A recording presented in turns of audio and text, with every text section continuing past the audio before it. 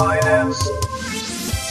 Hey, welcome everybody to the Financial Independence Podcast, the podcast all about financial independence and early retirement. On today's show, I'm excited to introduce Alan from PopUpBusinessSchool.co.uk. I actually had the pleasure of meeting Alan just a couple weeks ago in Ecuador for the annual Chautauqua event, and Alan was an attendee, but he offered to give a presentation on how to start a business, and it was fantastic. It fit perfectly in with all the other presentations of the week, and it helped answer one of the biggest questions people have about financial independence and early retirement, and that is, what do I do next? And that's an incredibly important question to ask and answer, and that's something that I've found over the last 3 months since I quit my job, how important that is, and how important it is to have something that you're working towards and that you're working on. So I'm really excited to get him on the show to talk about not only why you should start a business, but how, and how you should do so in a way that doesn't jeopardize your pursuit of financial independence and actually could help speed up your journey getting there. So without further delay, Alan, thanks a lot for being here. I appreciate it. It's my pleasure. I've been looking forward to this. Yeah, so we just a week ago, we just got back from a ridiculously incredible week we had in Ecuador for the Chautauqua. So yeah, how did you find the experience? It was an incredible experience. Katie, my wife, and I came, and just to be sat in a 16th century hacienda talking to Triple M, you, Jim Collins, and discussing our future, financial independence, and all that sort of stuff was just an amazing week. Oh, it was. It exceeded all my expectations as well. Was it what you expected, or was it quite different? I think the biggest difference from what I expected was that there was less of a focus on the pure mechanics and maths and strategies of how to get to financial independence.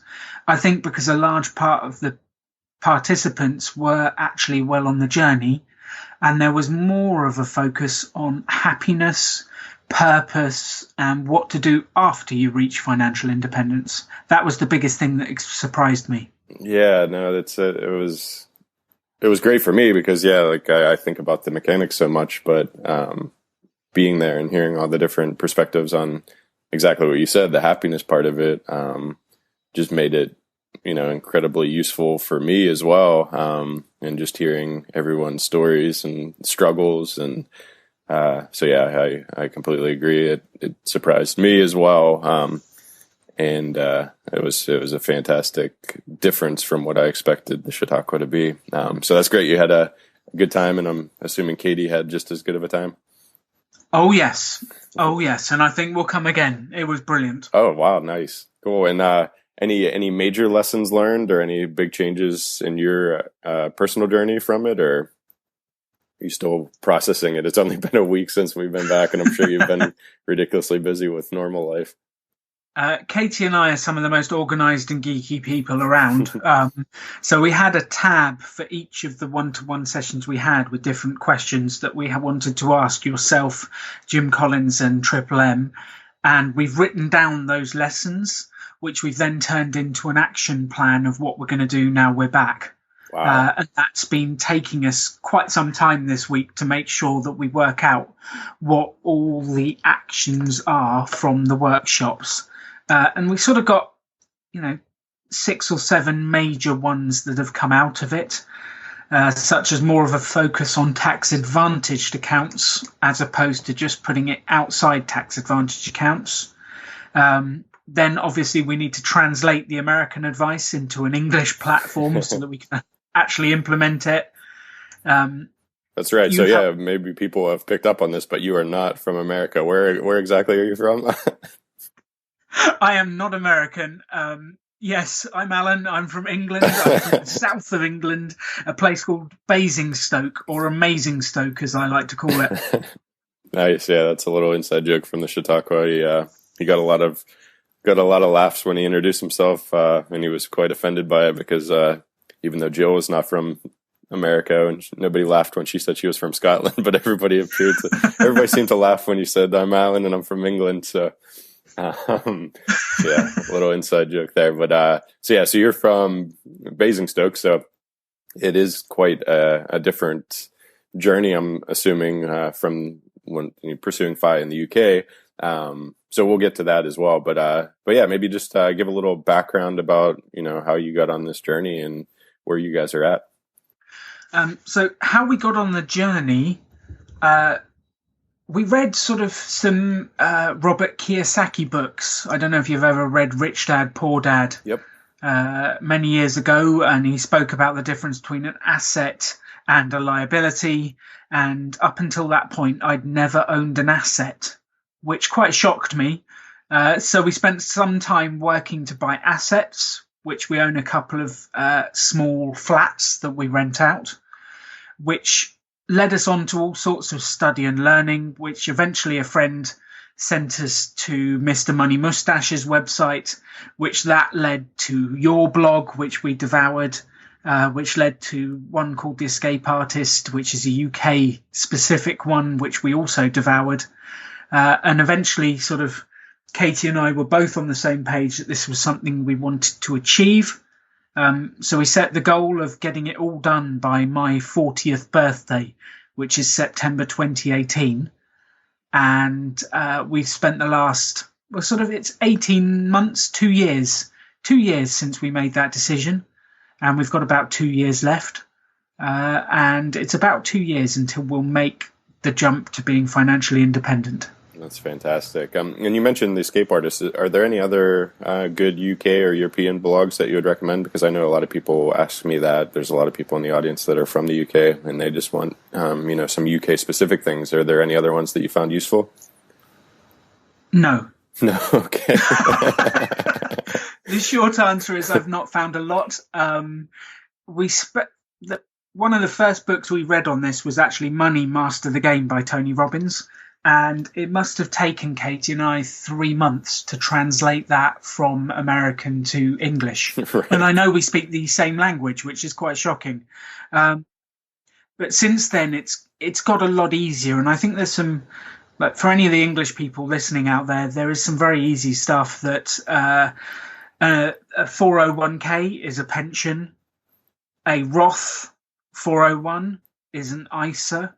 Those are the main translations, and you can kind of Google your way from there. But The Escape Artist is pretty much the only one in England that I've found so far that gives you some good advice. Cool. Okay. Well, I'll link to that in the show notes, and people can check that out.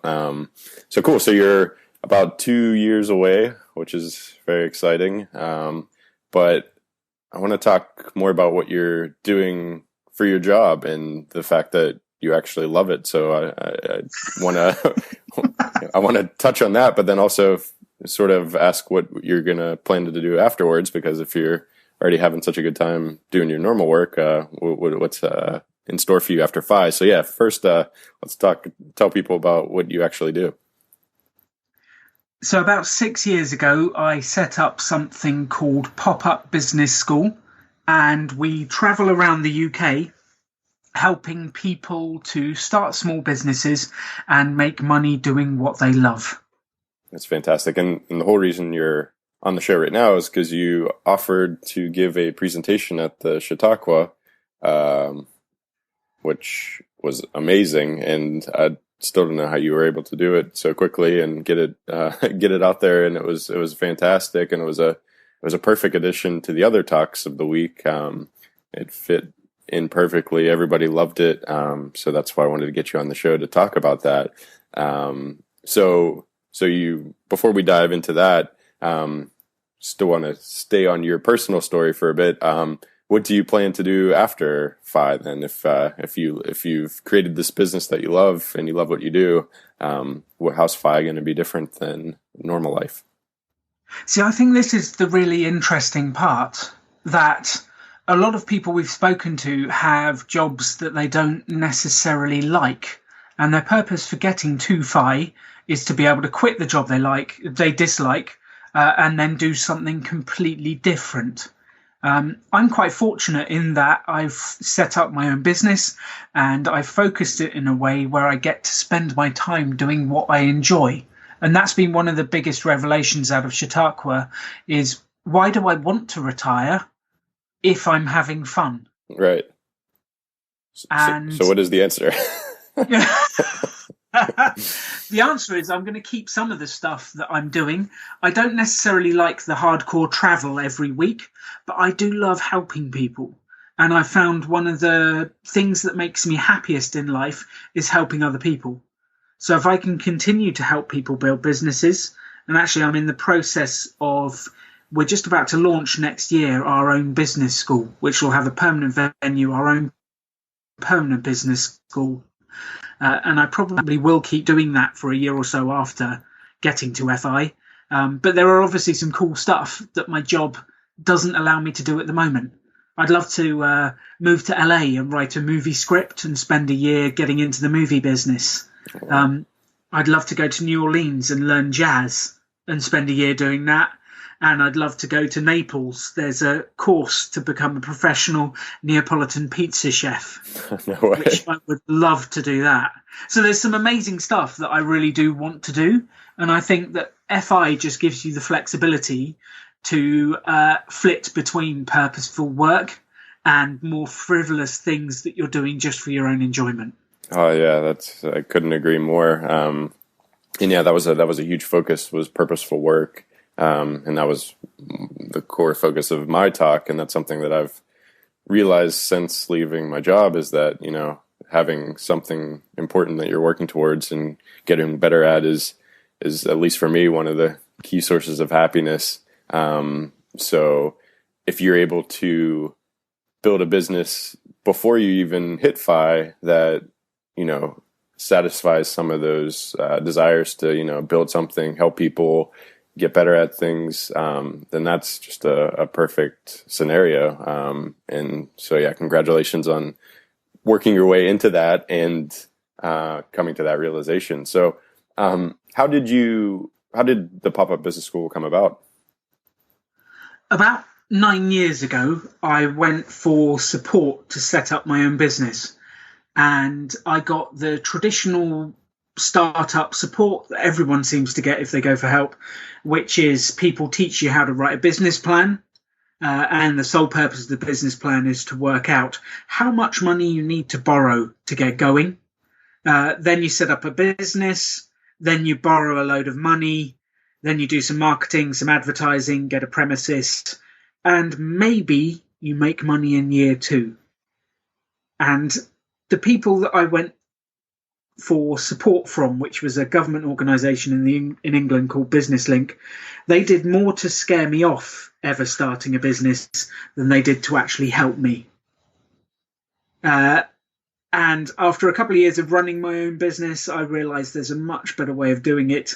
So I set up PopUp Business School to share a whole new alternative guide, an alternative way to start a business that people can get going quickly, make money from day one, and make money doing what they love. Awesome. So let's dive into that. So yeah, first thing, business plan. People spend days, weeks, months writing this massive document that is instantly out of date as soon as the first bit of feedback from a customer comes in, or something changes, and it's never looked at again. So that's the first thing you would recommend, is to pretty much ditch the business plan? I spent 2 weeks writing a business plan for my business. It was beautiful, Brandon. It had colours, it had graphs, it had data, it had everything. It was beautiful. I then put that business plan in a drawer and I went to see a real life customer. And in that moment, when I saw that customer, everything changed. Because the customer said, all that planning you've done, I don't want any of that. What I really want is this other thing. So I changed my entire business and did the other thing for him. Right. And that business, I can't bring myself to throw away the business plan. I spent 2 weeks on it. But it was a complete waste of time. But here's the thing. Here's the mistake everyone makes, is when they come up with an idea, first thing everyone does is they go and see their friends. And they say to their friends, I've come up with this new idea. Let's imagine it's a phone case cover, a new design. They go to their friends, say, look at this. I've come up with this idea. What do you think? And what do most of the friends say? Oh, it's great. Looks amazing. I love it. Yeah, that's exactly what they say. It's great, go for it. You should do it. Is that good feedback? No, because they won't buy one. Well, that's what you should do at exactly that point, is once they've said it's great, lean in, stare them in the eyes and say, it's only $20. Will you buy it? Give me your $20 right now. Exactly. And then watch them shift uncomfortably. Because that is the only moment you know whether your business idea will be successful or not. The only moment when you actually ask someone to take their wallet out of their pocket and part with their dollars or pounds. Right. Up until that point, they'll be nice to you. So if you go out and do a load of research, if you go and interview a load of people, that's all good, but they'll be nice to you. They don't want to hurt your feelings. Yeah. And at some point, when you actually ask for money, they'll have to give you the real feedback. So what my suggestion is, skip the business plans, skip everything, skip creating the product, skip creating the service, and go out and actually ask someone if they will buy your idea. Right. And if you skip straight to the end, if they say yes and they're willing to buy it, you've got a customer and you can start your business. If they say no, well, there's no risk. You haven't wasted anything. And you need to come up with a new idea or change your idea until you come up with a yes. Right. Okay. So that's the other big mistake people make, is they don't do that, and then they invest a bunch of money to create the product or service or infrastructure to sustain the business. They sink a ton of money into it, and then they find out that customers don't actually want it, and that's a recipe for personal financial disaster. So you suggest no money, or as little money up front as possible, to invest in the business. So how would you go about creating a business with no to very little money? I love that. And you're exactly right. That this is the sole reason why people think entrepreneurship is risky. They think entrepreneurship is risky because you have to borrow a load of money to get going, which that is risky. I would never, ever recommend going into debt to start your business. Having a business is about having money, not owing money. Absolutely. So let's get straight to it. How do you start a business for free? First thing is you can get stuff for free. So you can build a free website with things like Weebly or Wix, or there's a whole host of platforms out there that you can build a free website on. You can get offices for free. You can borrow space. Pretty much anything you want, you can get for free. And let me give you a real life example of this. We had a couple of guys we met that wanted to start a sort of minibus rental business. So you can imagine you've got your sports teams or your groups of people who are going out at the weekends who want to hire a minibus to be able to take them to their game or take them to their night out. And these two wanted to start a business to be able to rent out the minibuses. So they'd written a business plan. They'd worked out that they needed to borrow £33,000. Wow. And most of that money was going to be spent on 2 minibuses. Now, they came to us. The money they were going to borrow was, they'd organised to get a bank loan for it. They'd saved up about £2,000 themselves. They were going to get a bank loan for the rest. But the really scary bit was that the bank wouldn't have lent the money directly to them. So they were going to have to get a guarantor. And the guarantor was their parents, who were going to have to put up some collateral. And you can guess what the parents were going to put up, weren't you? Family house. Oh, yes. Now, that would scare me. That would scare me. These two had never run a business before. One of them didn't even have a driving license. And they were going to start a business renting out minibuses based on a loan that was secured against the family home. So we sat them down, said, this is crazy. Let's see if we can work out what we can do. So we went through their list. Website Well, you can get that for free here. Business cards, there's actually websites online where you can get free business cards plus postage and packing. You need a computer. Well, how can we get around that? Can we find a laptop somewhere? Can we do something else? And we managed to strike off nearly everything on their list until we got to the vans. And then at the vans, we said, do you know anyone who has a minibus or a van? And actually they said, well, the whole reason we've got this idea is that one of our friends does this during the week, and he's got a van and he's inspired us. So we said, well, does he use it at the weekends? Could you borrow it? And they kind of looked a bit confused for a second, and then got straight on the phone and said, could we borrow it? The guy only used it during the weekdays, so they were able to borrow it at the weekend and give him a share of the profits. So we were actually able to borrow a van to get them going. We managed to get the list down to £300. So instead of borrowing 33 grand, they needed £300. Wow. And that £300 was only for the driving license for one of them. That's amazing. We could not find a way around the driving license. So you can get stuff for free. You can borrow stuff. One of the ones for us is always bartering. What can you swap? When I started my business, I was not very good at marketing. So I found a marketing company that wanted its staff trained, which is what I was doing. And I trained their staff in presentations, and they did their marketing for me. Henry, who works for us, the Pop-Up Business School, we don't have an office. We all work from cafes or our home, except for Henry, who works for us, who does have an office. And he found someone at his local pub, actually, that had an office. He asked if he could borrow the office, and the guy looked a bit confused and said, why would I lend you my office?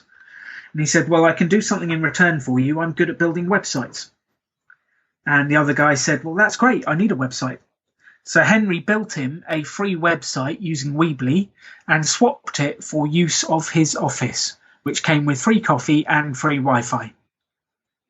So you can barter the skills you've got for what you need to get.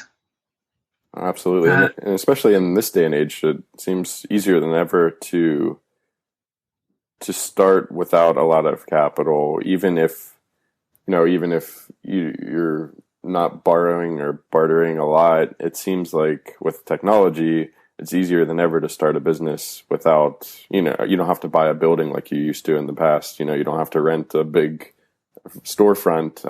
The internet has opened up so many doors to start businesses for next to nothing as well. Have you seen that as well? It's been a complete game changer, Brandon, because we could not have run the courses we run 8, 9, 10 years ago. The tools of the internet that allow you to start for free just weren't available. Now, if we were to sit down together and come up with a new business idea, first question I asked would be, what do you enjoy doing? And then we build a business around that. And within an hour, we could have built a free website. We could have it online, and we could use tools such as Twitter and Facebook to be finding customers for you immediately. The internet's changed the game. And to give you one example of that, we had a young guy called Andrew came on our course about 3 years ago. He was 16, and he came up to us afterwards and said, I've got a little YouTube channel. How do I make money out of it? So I've been coaching him for about 3 years now. His YouTube channel is called Tech Team GB, and he creates videos reviewing technology. He reviews them on YouTube, puts the videos up. There's a link below to where people can buy the products that he's reviewing, and he gets his videos sponsored. And I think the really fascinating thing, he's now 19, he's built a channel, he's earning his full-time money online. He has a higher clout online and more reach than Microsoft in the UK. And he's a 19-year-old. No kidding. It's just a leveler. With technology, you can compete with the biggest firms in the world from your bedroom. It's just changed the game. It's amazing. And you mentioned, figuring out something that you're passionate about, and it's what I found amazing over my last 5 or 10 years of just like trying things out online is that you really can earn money from things you're passionate about that don't even seem like they would be good business ideas. Like the Mad Scientist is a perfect example. The goal wasn't to make money, and if it was, I would have quit, 3 years into it because I was putting in so many hours and not getting any return. But even something that like the Mad Scientist, where it seems like there's no chance of making money because it's like, well, what are you going to sell to people that you're telling not to spend any money and save all their money?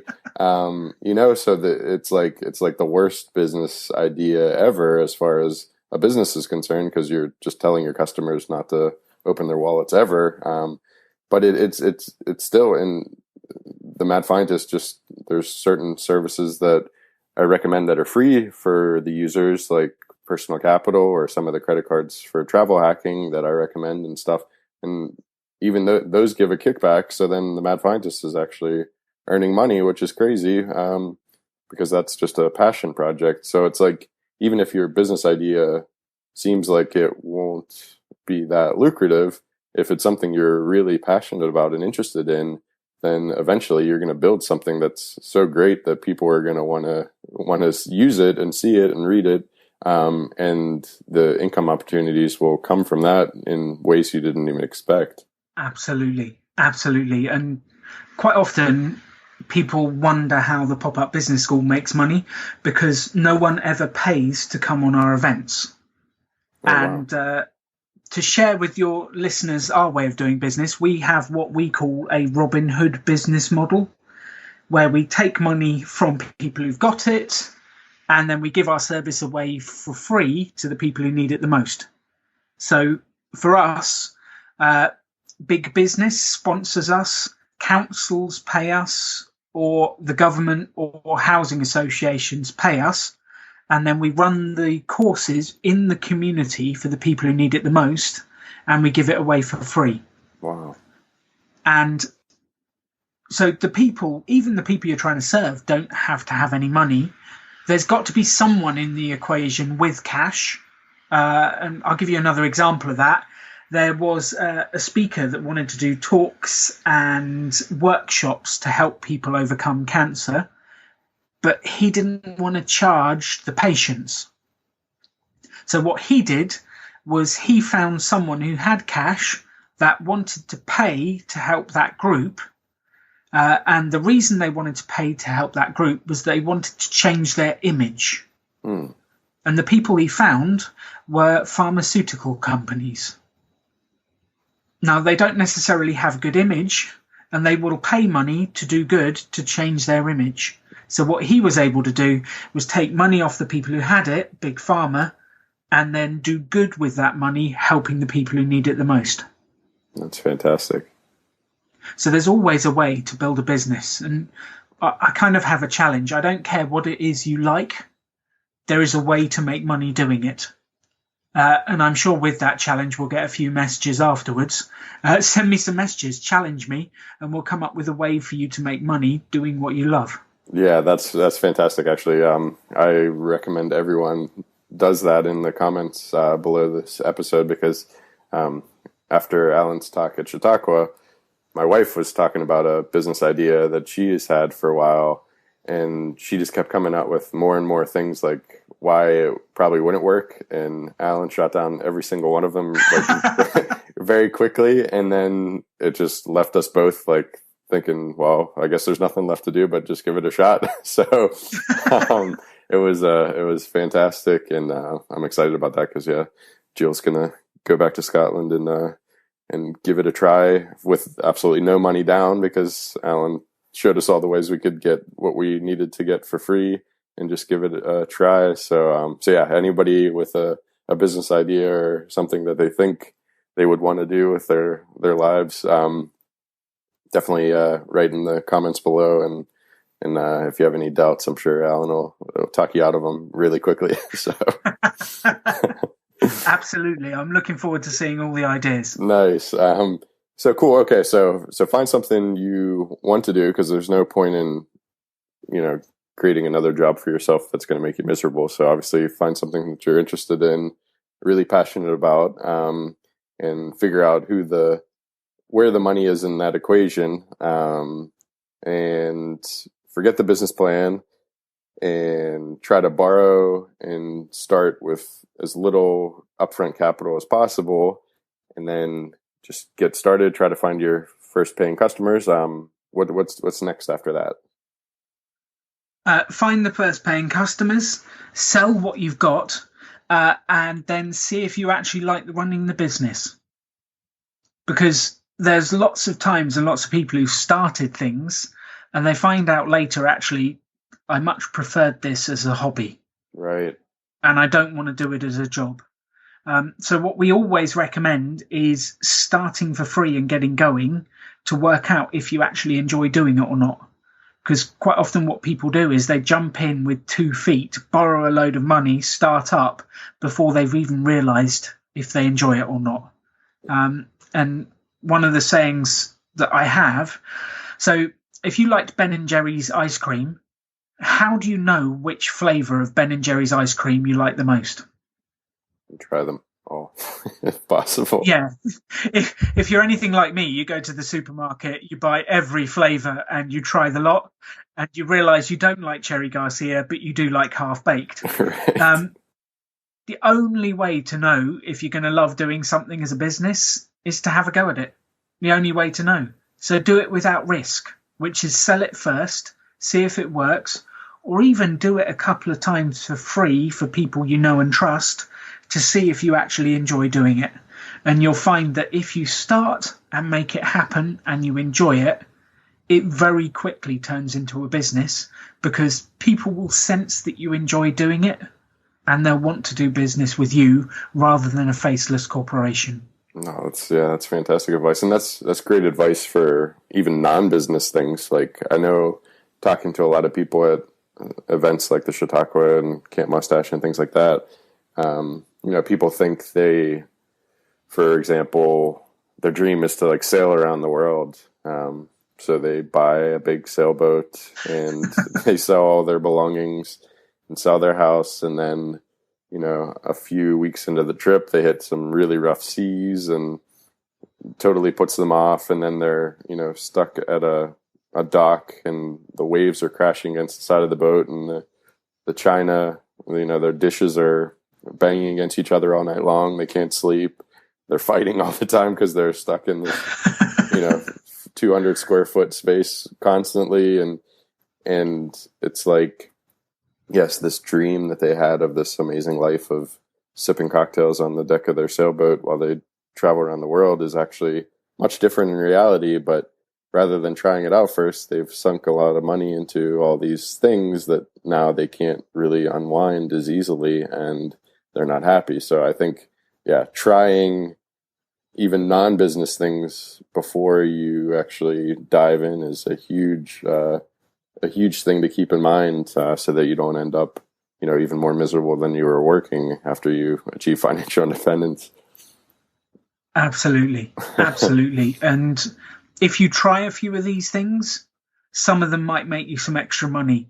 And one of the things we spoke about at the Chautauqua were the main ways to get to financial independence were to reduce your spending, to increase your earning, and to invest more wisely. Mm-hmm. And there's only so far you can reduce your spending. You can get a smaller and smaller and an older car, but at some point you can't reduce it much more. But there is no ceiling to the amount of money you could earn extra. Absolutely. And I think that's really exciting for me, is that you can earn extra money doing what you love and enjoy the journey, and it gets you to financial independence sooner. Absolutely. And it gives you something to occupy your time after you leave your job, because that was another huge topic of discussion is, what are you going to do after that's going to, keep you fulfilled and happy? So building something while you're still working that you enjoy will make the transition so much easier, just like it has for me. Like I as I said during my talk at Chautauqua, like I would have freaked out that first day of freedom had I not had the mad scientist stuff to work on, because it's like this huge void just opens up in your life. It's this thing. Work has occupied so much space and then all of a sudden it's just gone like that. And it's like, well, you have to fill that void with something. So had I not had the mad scientist stuff to work on, I think I would have freaked out a lot. And the fact that, switching over from saving so much all your life to then withdrawing from those accounts, that would have freaked me out as well. But luckily the mad scientist was bringing in money, so I didn't have to. And that was hugely calming for a very, potentially rocky transition.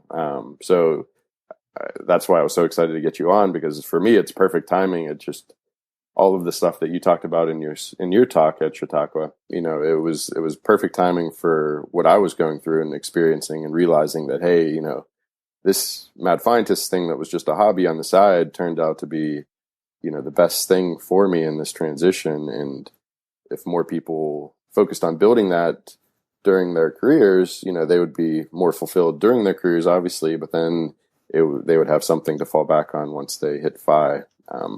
So yeah, I'm so excited that you were agreed to come on and talk about all this stuff, because I think it's incredibly important, and even more important than I thought it was, 6 months ago when I was still working. Absolutely. One of the keys to happiness is having a purpose, having something to do. There is only so long you can sit on a beach and sip cocktails before getting bored. Absolutely. And for some of us, it's longer than others. For me, it's about 2 days. For other people, they might be able to last a month. But at some stage, you need something to do to give you that happiness, and creating that purposeful meaning work, whether it's pre-FI or post-FI, it doesn't really matter. But if you can do it, it will keep you happy long term. Absolutely. So if we follow your advice, then, pretty much, hopefully by the time you have your first paying customers, the only thing you've invested is time and effort. Do you find that the people that you coach, do they try out a lot of different things before they fall on a successful idea, or do most ideas turn out to be somewhat successful the longer that you work at them? I would say that not all ideas are great ideas. And the only real way to know if your idea is a good idea or not is to try and sell it. If you get rejected, then you probably know after a while that it's not going to fly. But there is an essence of keeping going and making it happen. But you've got to take that idea, have a go, and go and speak to customers and listen to what customers want and what they need, and start creating that. And the more you get out there, the more you speak to people, the more you try and sell it, the more you'll understand exactly what you need to provide to help people make progress. And your product idea might change and it might move, and that's okay. That's absolutely okay. We had a guy that came to us at the Reading PopUp Business School that wanted to start a drone flying school. So he'd teach people how to fly drones. Mm-hmm. And actually, in the short term, he's found he's making more money from taking photographs of buildings with his drone for estate agents or realtors. So he's actually found an income stream that he wasn't expecting by getting out there and speaking to people. And we find that happens quite a lot. You start doing one thing and someone comes along and says, can you do this other thing? And there's a whole new income stream that you weren't even expecting waiting for you. I think that's the case with a lot of things, where you're just like, hey, all the good ideas come off of the other work that you've done, and that other work may not be good and useful, and you may not profit from it or be able to use it, but it all serves to build to that eventual thing that you settle on, which is what you wouldn't have found otherwise. Exactly. That's awesome. Absolutely. Yes. And it reminds me of a quote that I heard many years ago, which said, whatever you can do or dream you can do, begin it. Boldness has genius, power, and magic in it. Begin it now. And that it hit me that if you start, if you put your energy out there, if you do something, then all sorts of avenues you weren't expecting open up in front of you. So if I was going to say one thing to your audience, if you've ever had a thought of doing something, if you've ever had a thought of starting a blog, doing a service, creating a product, have a go. have a go. Start for free. You've got nothing to lose, and you have no idea what magic might come from it. Absolutely. Couldn't agree more. That's fantastic advice. I think I mentioned this at the Chautauqua, but my little quarter life crisis when I turned 30, I think I may have talked about that. I had this I had this breakdown, and we were actually skiing for the weekend for my birthday. It was my 30th birthday, and we had a great day skiing, and then we had a great night out, having dinner and having drinks at the bar and things like that.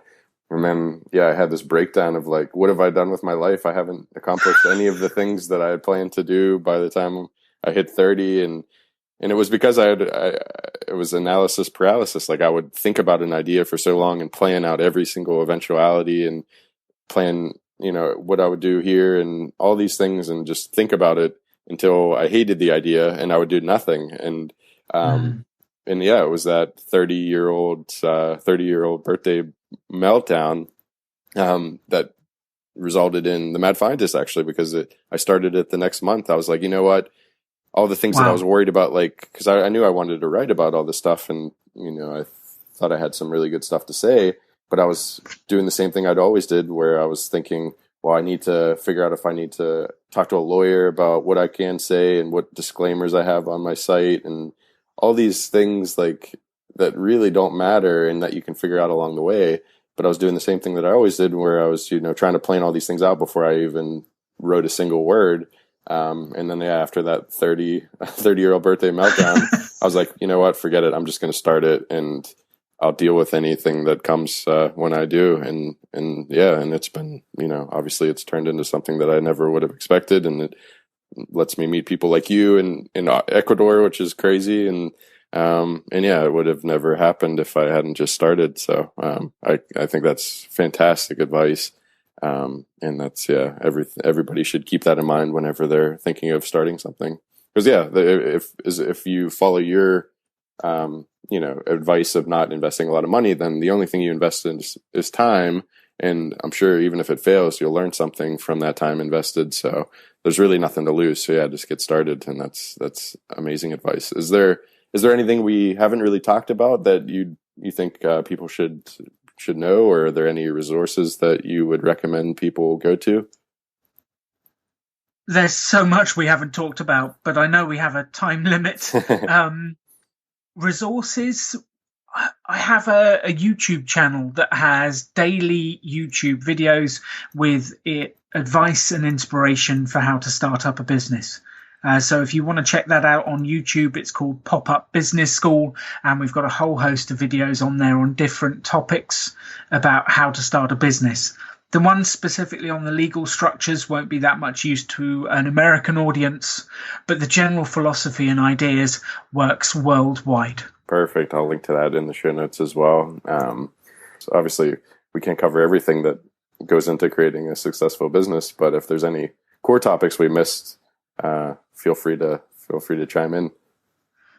I guess the one core topic I just put in at the end, we say this regularly on the Pop-Up Business School, is sell your value before you create it. And I think this is the opposite of what most people do. Most people spend years creating the product. They spend years writing the book. They spend years designing the course before they sell it.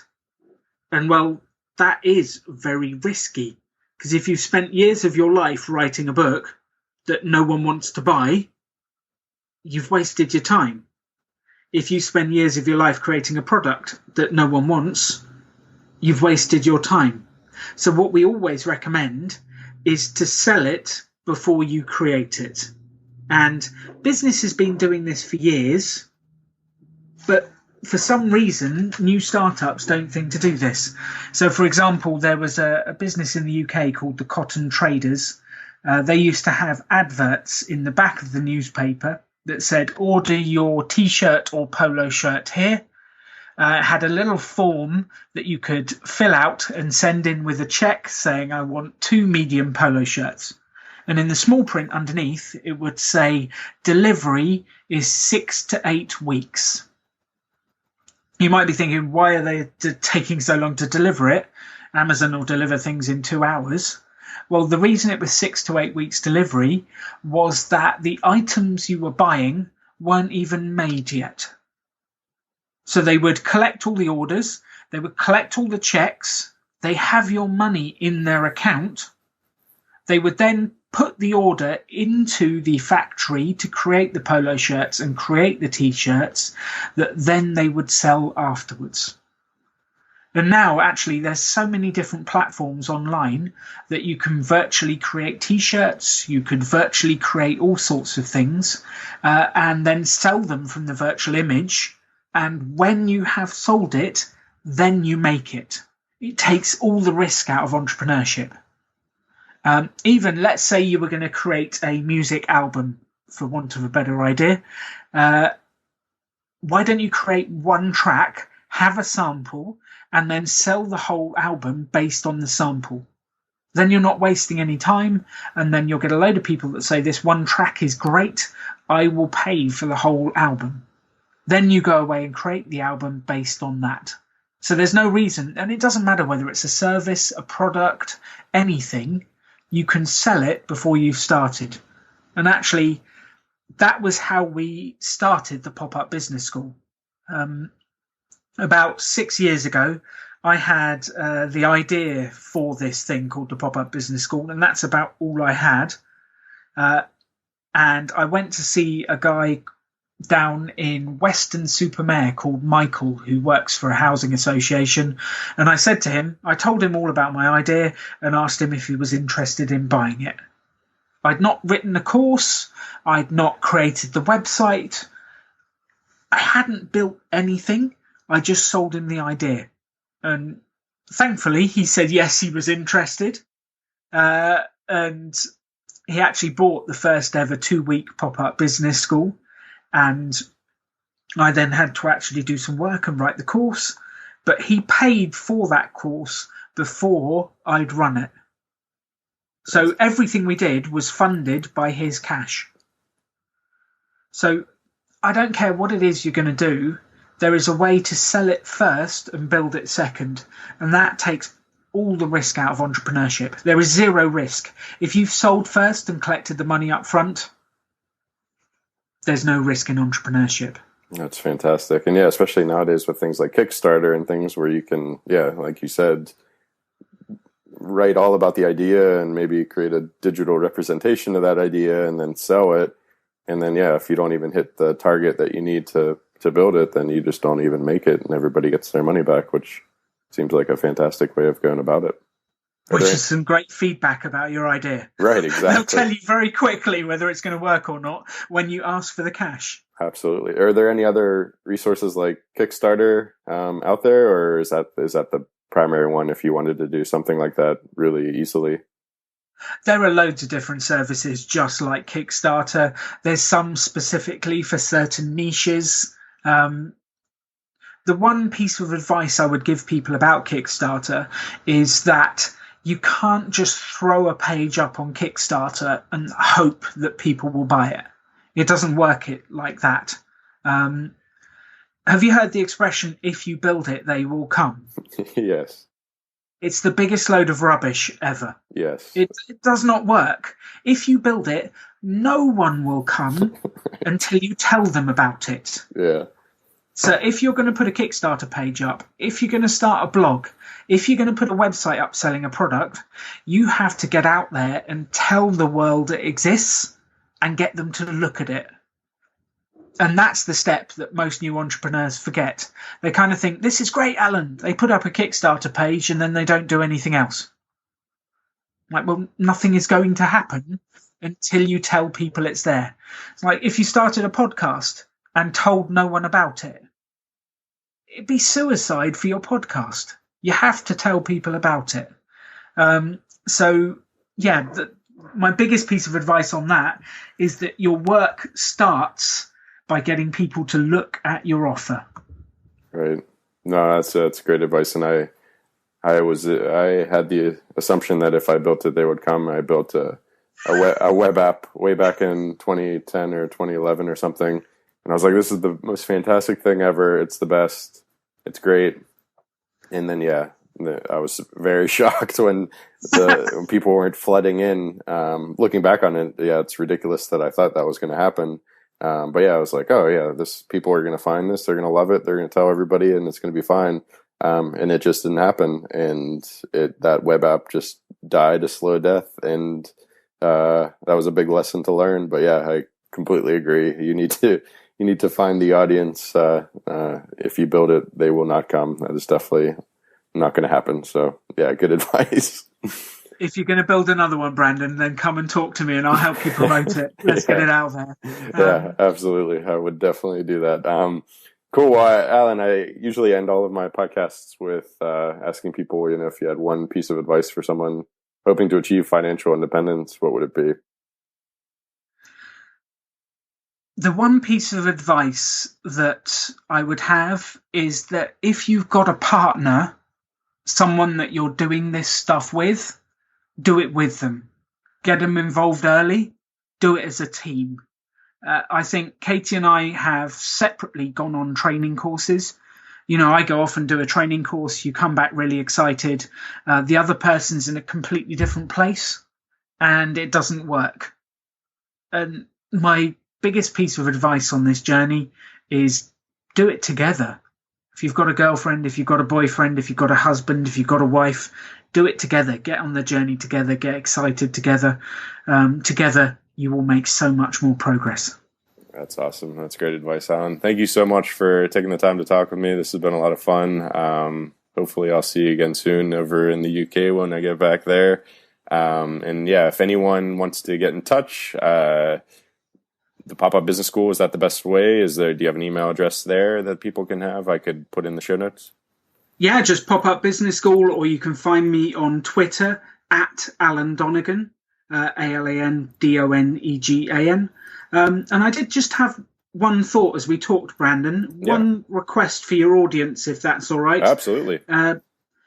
I've always wanted to come and run a Pop-Up Business School in America. So if any of your audience think this would be a good idea to bring this to the States, I'd love to have a chat with them. It's something I've always wanted to do.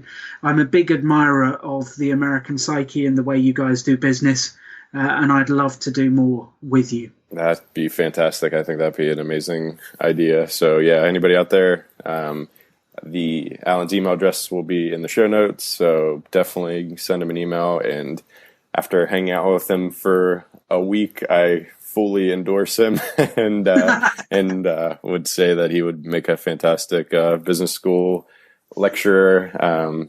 And yeah, that would be awesome if you could come over to the States and give a little bit of English civility to the cutthroat American business world. So yeah, thanks, Alan. I really appreciate it, and hopefully speak to you again soon. Keep going. Thanks, Brandon. All right, bye. Bye. Finance.